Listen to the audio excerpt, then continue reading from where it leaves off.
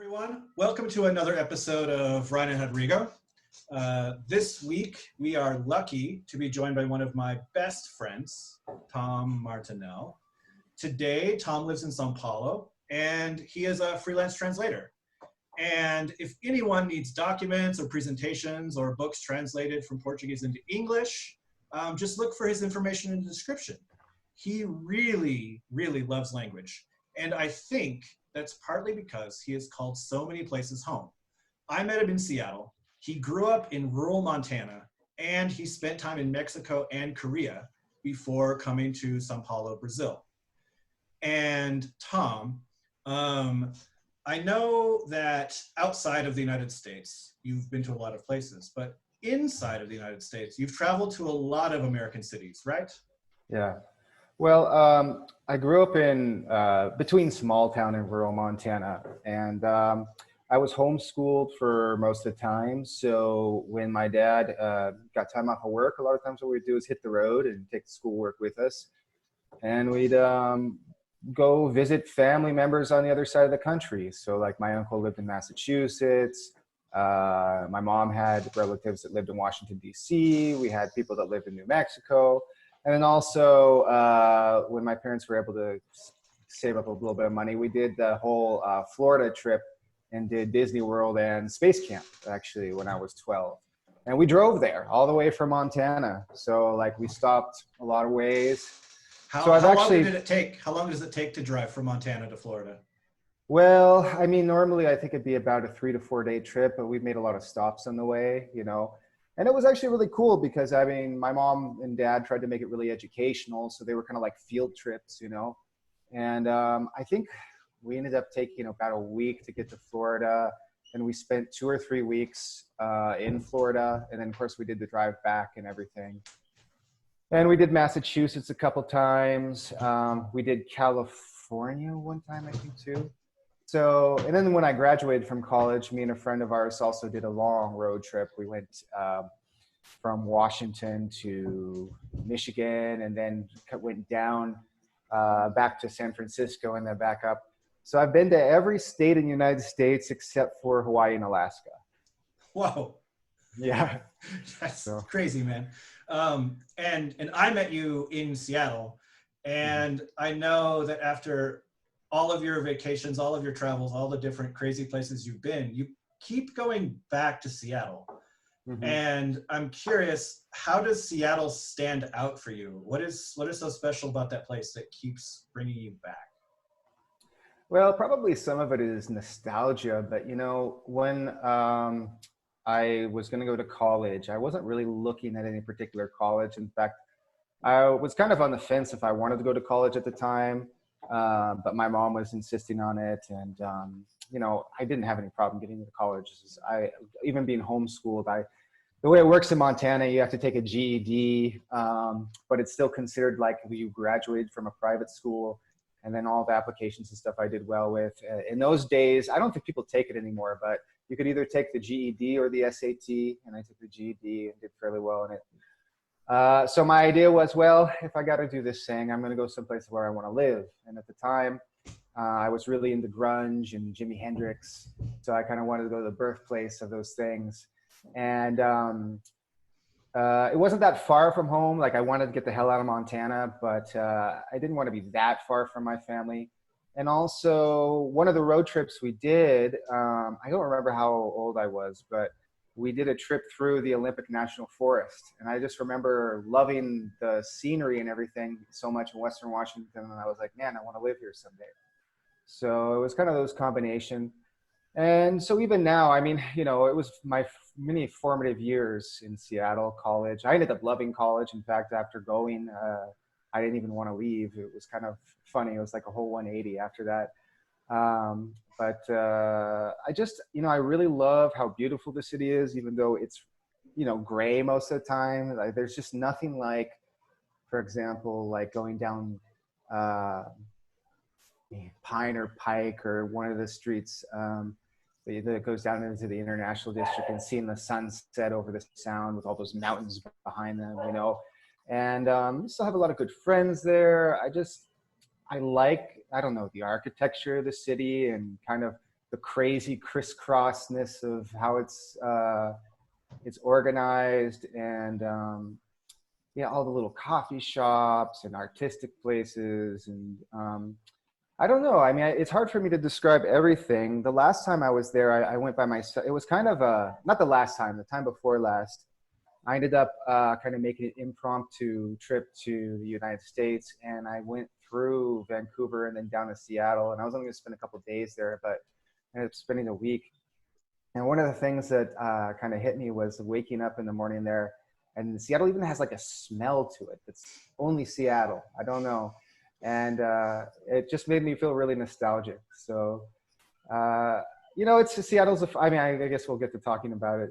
All right, we're talking about it now, but Seattle's a funny place, you know, because you know, I'm kind of a radical, and that's a big part of my life is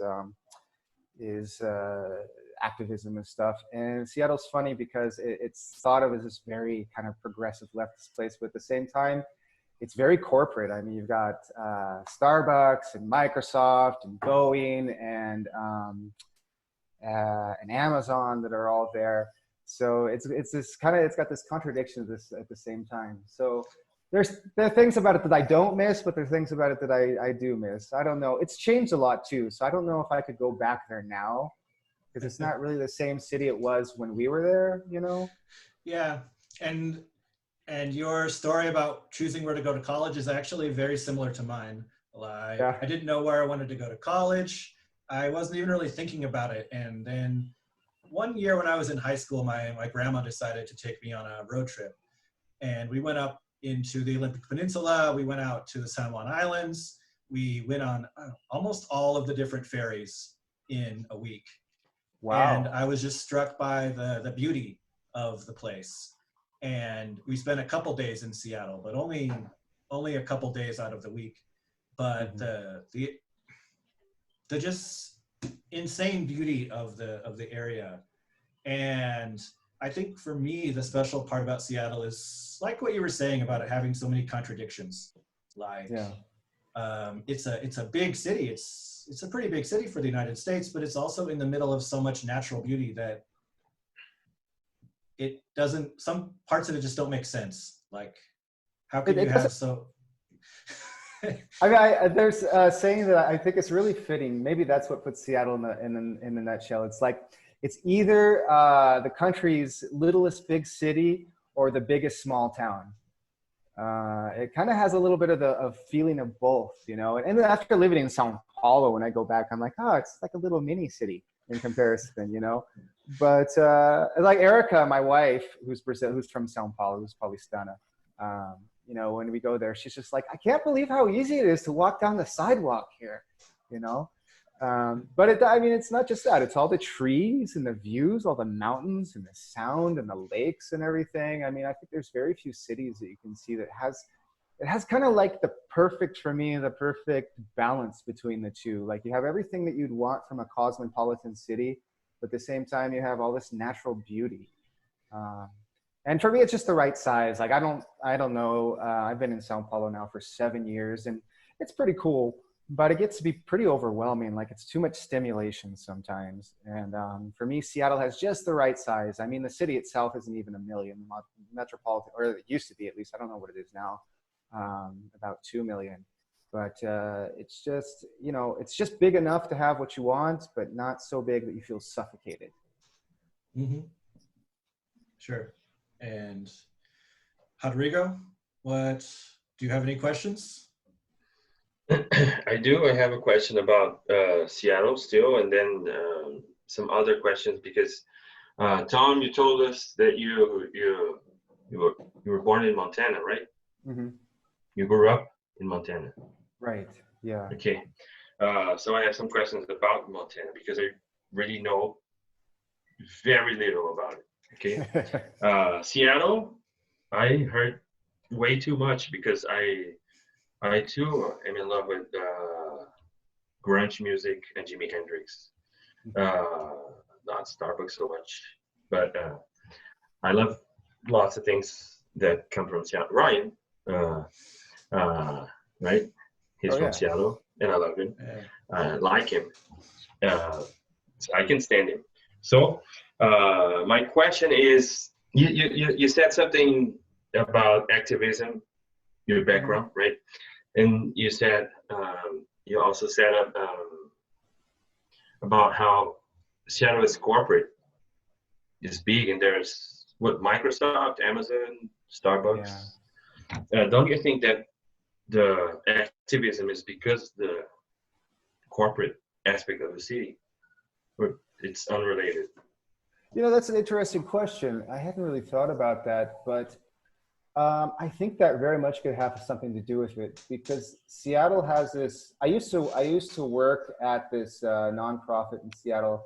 They had a thing with our university where you could do like work study, but it had a very radical background. The place is called El Centro de la Raza, and raza in this context is from the Chicano movement, which means more like people, like o povo, than it really means like race.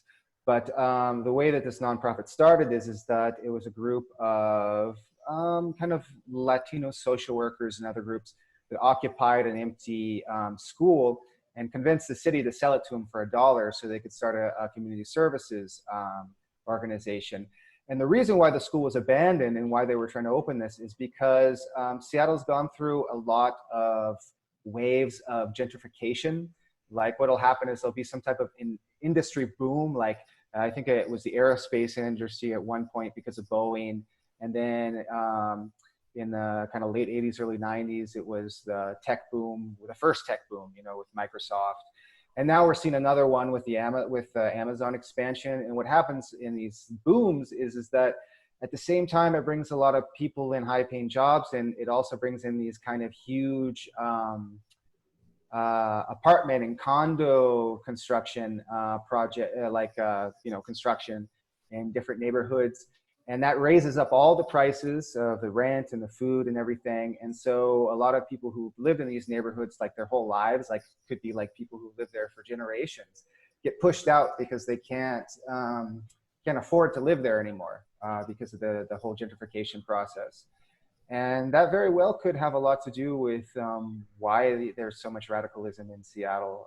Is this kind of the effects of these waves of these huge booms and busts, because what ends up happening a lot of times, what I've seen there is that, I mean, I lived there from the early 2000s until for about that whole decade, you know, the first decade of the 2000s.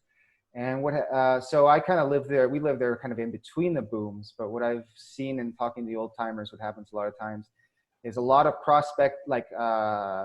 real estate prospectors come in because of these booms and everything, and they push all these people out and build these expensive apartments and condos, and then nobody buys them. Like they way overshoot what they think it's going to be, and so they end up becoming a lot of times end up becoming low-income housing afterwards. But at that point, they've already totally changed the character of the neighborhood. They've totally pushed out people that lived in that neighborhood before. And so, you know, that I think that's probably one of the factors. And then, you know, just the whole West Coast, for one reason or another, it has that characteristic. I mean, it's interesting when you go to like Oregon, where I grew up, or Washington, and on the West, you know, it's like all hippies and commies, you know. But then you go a little bit further to the east, and it's like total right wing. Everybody has an American flag in front of their house, you know, drives a huge gas guzzling pickup. But the kind of population is mostly centered in the cities. So that's something that the whole West Coast kind of has for, like, you know, San Francisco.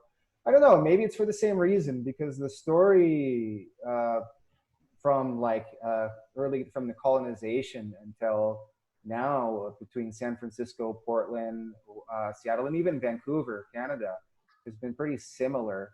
So I think it might be the whole boom and bust cycle, but maybe is, you know, I mean, this is just kind of from what I know, the history of the area, what would my guess would be. I couldn't really give you a full answer as to why that, but, you know. Okay.